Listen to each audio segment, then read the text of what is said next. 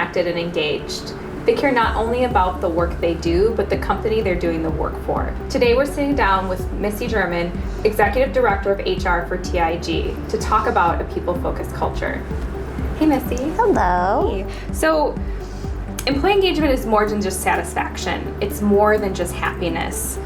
It's the emotional commitment that someone has to the organization. Yes. How are we doing that here at TIG? I think one of the most important things that we do is we treat people like people.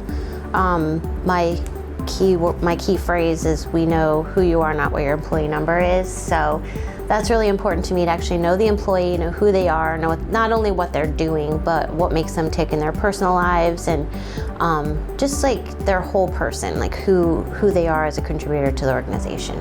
How do you do that? What are some things you do, or best practices, or steps you take? Well, we really do try to remain engaged with our folks. You know, my team, we reach out constantly. The HR recruiting team reaches out constantly to check in on our folks. We do, 90-day check-ins. We send gifts. We do surveys. We just really try to really find out what our people are thinking, and just get the feedback, the real-time feedback that we need, just so that we can do better for our people as an organization. And it doesn't stay confined in HR either, because I see leaders throughout the company engaging with you and talking with other leaders, and it trickles down.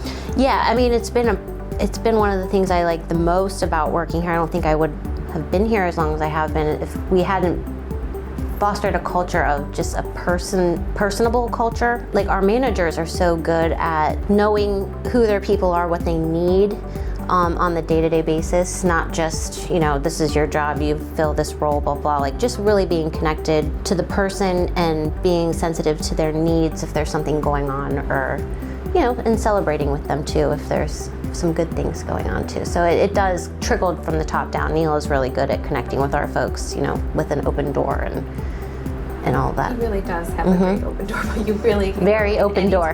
Yes. That's excellent. So as we continue to scale, there's a perception, and I think for a lot of companies, a reality that as a company and organization grows, the culture doesn't deepen, it gets diluted. Right. What are you doing here at TIG? So we have always been committed to responsible growth. Delita Harmon, one of our co-founders, has always said that we are committed to growing responsibly. We're never going to be one of those big, huge companies where you lose the connection with the people. So, by doing a slower, steadier, more deliberate growth, in what we're choosing to go after in our proposals or whatever, like, we're going after things that we can manage, so that we can maintain the connection, not just in the day-to-day, but bringing new people on board. You want to make sure that they're getting the culture flavor of the company, and not feeling like they're just in a sea of people that are joining in another sea of people, and you just get lost. So I think growing slowly and mindfully and deliberately has been kind of how we operate, so that we don't lose the culture flavor that we work so hard to develop, because that's how we keep our people. So. And that's how you were founded. Yeah. So keeping that thread going is vital. It's very important. It's just one of our core values. So what are some initiatives, what are some things that TIG does that help foster that culture, keep that running? Are there any events or practices? Or? Oh, for sure. We do. So Neil actually runs like a culture of commitment program for our employees. We try to do it quarterly, where we kind of talk about the origins of the organization and what our core values are, our 7 commitments. We have, happy hours, dinners, charity events. We have a big event at the end of the year where we fly everybody in. It's really fun, just to celebrate our successes for the year, and we actually fly +1s in too, to kind of like show the families of the people that work for us, that we appreciate your support so that our employees can really thrive in what they're doing for us. So we do a lot of little things, and then we do one big thing at the end of the year, and it's really, really fun.